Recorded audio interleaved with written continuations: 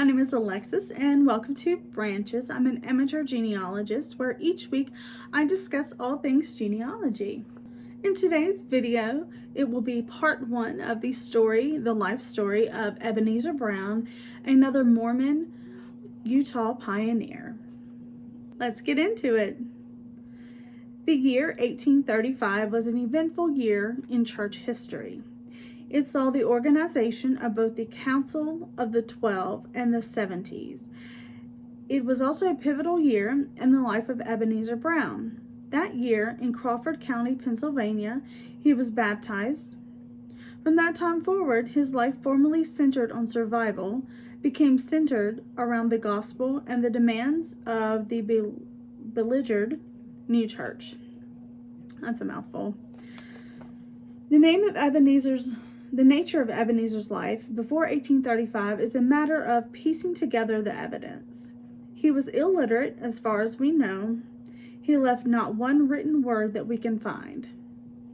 Deeds and other important documents he signed with an X. Although he was appointed postmaster at one time, his wife actually functioned in the job. Nevertheless, wills, deeds, and other documents help us to trace his life through his extensive travels and his impressive contributions. Ebenezer Brown, second son of William and Hannah Sweet Brown, was born in Salisbury, Herkimer County, then Montgomery County, New York, on December 6, 1801, just 3 years before his prophet leader, Joseph Smith. The New York winter of 1801 and all the winters of those early years imposed its harsh reality on the region's inhabitants with relentless persistence. Shelter and heat were primitive and only what the family could supply for itself. Food was non-existent except for that which had been grown and carefully stored in the summertime against the bleakness of winter, or obtained by skillful hunting in the virgin forest. No record is found of Father William's having owned land and in the area surrounding Salisbury, but Mother Hannah's parents, Jesse and Huldah Whitford Sweet, owned a parcel there, and it is probable that Hannah chose to spend her confinement and perhaps an additional period of time in the companionship and care of her mother. Ebenezer was Hannah Sweet Brown's fifth child to be born in Salisbury, following Betsy, William, Hannah, and Polly. So Hannah may have customarily sought her mother's help in her time of need. Those were days when people traveled far to visit and stayed long. However, it may also have been that William and Hannah did live in the area but not own land. By 1808, William and Hannah had definitely settled their growing family, now including 7 children, in the frontier area of Dryden, Tompkins County, New York. There, William purchased a total of 80 acres, Lot 37, from Joel Hull and David Foote. Dryden was part of the land that was gained from the Iroquois Indians during Sullivan's campaign. It became a military land grant tract, with parcels being granted to veterans of the campaign. The Dryden area was so densely forested that it was called the Black Forest. Its denseness resulted not only from the plentiful trees, but from the almost impenetrable undergrowth. In order to get from one place to another on horseback, a bridle path was hewn out of the forest. The completion of the bridle path was so necessary and so difficult a project that it occasioned much comment from the people at the time, as well as from Dryden's historians. Isolation was another result of the dense forest. The people were on their own, dependent upon their resourcefulness and the whims of nature. Living completely away from society. Definitely have its challenges.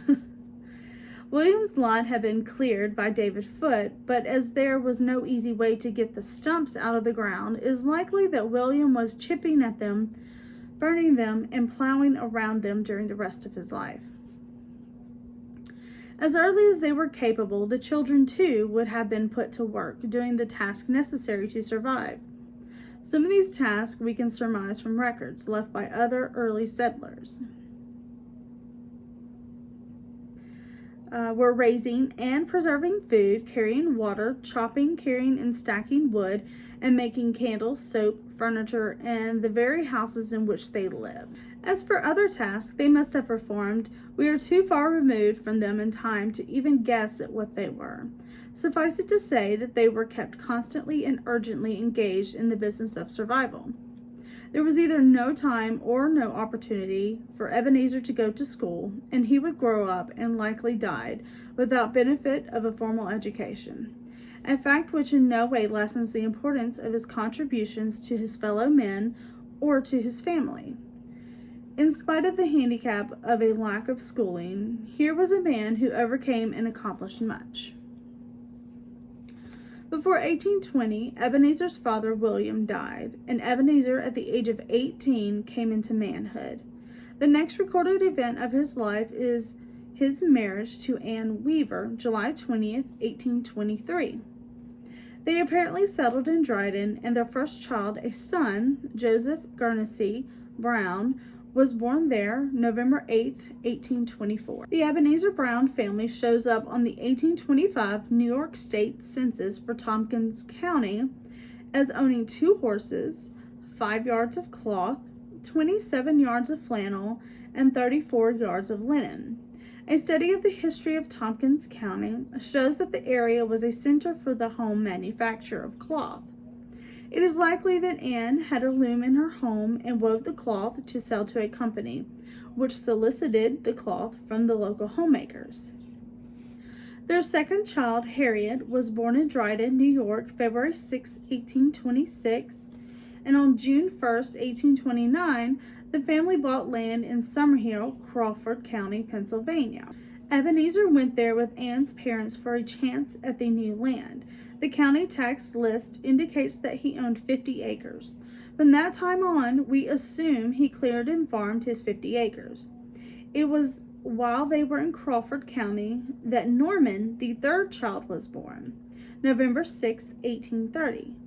By now, the church had been officially organized. It would not be long before Ebenezer and the church would meet. The year 1833 finds Ebenezer selling out his Summerhill land and buying 100 acres in Connaught, Crawford County, and still in Pennsylvania. He paid $350 for his new farm. This was new land to be settled. Remembering the thickness of the Dryden woods, one wonders at the time and effort he must have expended to get his farm ready for planting. 100 acres of unautomated farmland would be an awesome undertaking. All of it must not have been under cultivation. It was while the family was in Crawford County that Ebenezer and Ann joined the church. They were baptized June 13, 1835. There's no record of who taught them the gospel, but from that year onward, Ebenezer had more than merely and physically struggled for survival to occupy him. Now he must strive for his spiritual survival as well. The very next year, 1836, Ebenezer and Ann sold out in Connaught. I'm not sure if that's how you pronounce that. Don't quote me. Let me know if I'm wrong. Ann signed her name to the deed. Ebenezer made his X. They took their stake, the $1,010 they got for the land, plus whatever else they had, and headed west to cast their lot with the saints. From then on, the lives of Ebenezer and his family closely parallel the history of the church. In 1837, they were in Peru, LaSalle, Illinois, for the birth of their 4th child, John Weaver Brown. Ebenezer's sisters, Betsy and Hannah, were also living in Peru at that time. Hannah and her husband, Zamira Lewis, are known to have had a hotel there in 1840.